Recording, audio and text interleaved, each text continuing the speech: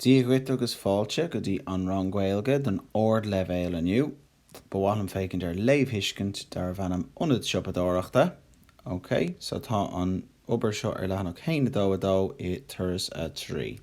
Banan sé le Ionad Siopadóireachta, anna himúil ar fad dar bhanam printemp agus an rud is spéisiúla faoin Ionad Siopadóireachta ná go bhfuil sleamhnán anna mhór ann. Sleamhnán, féidir an Victor, sin sleamhnán. Ok? So, lei an písa seo, brú an canop sin agus éist leis an písa, ok? Agus féidir na ceistena. Ok? So, ceist hain gotí thucht, bun hiiscint agus an sin hain dó léir hiiscint.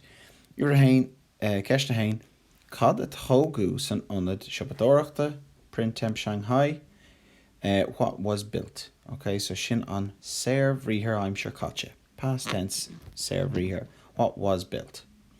Iver do, cahan a buniu printemp.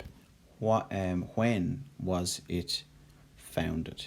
Cahan a buniu printemp. Agus cor buniu, and where was it founded? Iver 3. Cunas a dahrig printemp priceall na nari. How, cunas, did printemp change the pricing of the goods? Okay.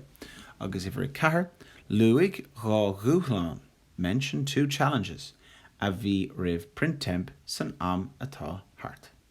In time that has gone by. So what challenges did they face? Iver cuig, cén cinál siopi atá in printemp Shanghai? Cén cinál, cén sort siopi? What type of shops? Okay. Iver sé, cá dosíon an sleamhnán agus cá gríochnaíonn an sleamhnán. So tosíon, gríochnaíonn. So where does it start? Where does the slide start? Where does it finish? Please note, tréis cá being urú. Okay, because it's ceist atá ann. Iver is shocked, cad a cheapan customary rialta faoin sleamhnán? What do regular customers think of the sleamhnán? Iver hooked, cunas a bhoig Carol agus íag sleamhnú síos an sleamhnán.